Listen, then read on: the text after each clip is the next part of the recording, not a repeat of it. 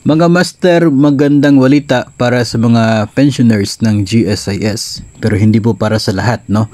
Kasi simula sa December 6 ay mimigay na ang GSIS ng tinatawag na Christmas cash gift para sa mga eligible pensioners.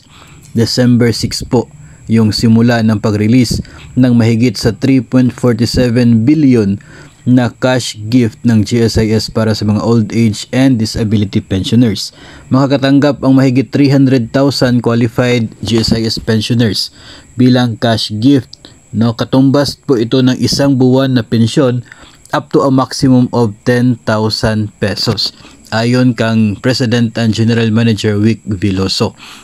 So kung ang inyo pong pensyon ay mababa sa 10,000, isang buwan na pensyon yung makukuha. Pero kung sobra naman sa 10,000, hanggang 10,000 lamang ang pwedeng matanggap na Christmas cash gift galing sa GSIS.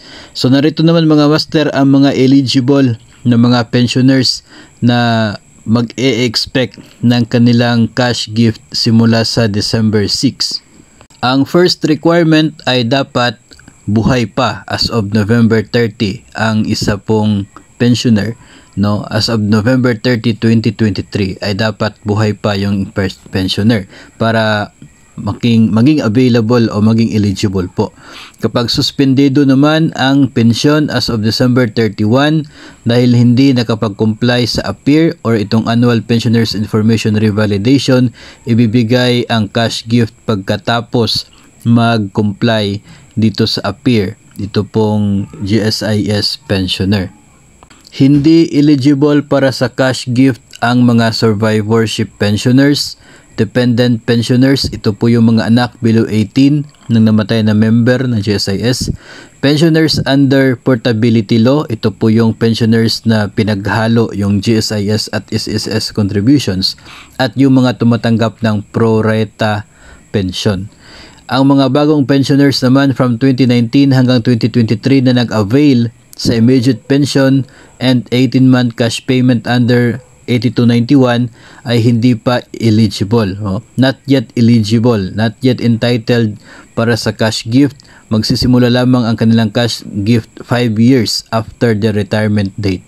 So yung mga bagong pensioner from 2019 hanggang 2023, wala pa po muna kayong cash gift galing sa GSIS at dapat 5 years from retirement para kayo ay makatanggap na po. No? So yung mga nag-avail naman ng 5-year lump sum and who will resume regularly their pension after December 31 ay hindi rin eligible para sa itong cash benefit, cash gift ng GSIS.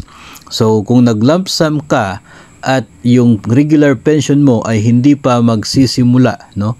Hindi pa nagsimula kung sa January pa yung first pension mo, kahit nga nag-avail ka ng lump sum 5 years ago, so hindi ka pa eligible, no? Dapat magsimula na, no? Dapat talaga nagsimula na yung inyong pagtanggap ng pensyon kung kayo ay nag-avail ng lump sum. So ganun pa rin. So para bang 5 years pa rin from retirement. Yun po yung requirements ng GSIS para sa kanya po mga old age and disability pensioners na mabibigyan ng up to 10,000 pesos na Christmas cash gift simula po sa December 6.